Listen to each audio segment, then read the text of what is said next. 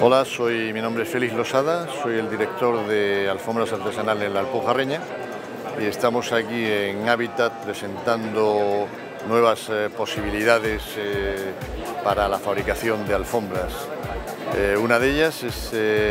la alfombra sobre la que estamos, que llamamos Viscolana, que es una alfombra donde mezclamos un 66% de lana y un 33% de viscosa. Obtenemos la resistencia y las cualidades de la lana y al mismo tiempo obtenemos el brillo que nos proporciona la viscosa.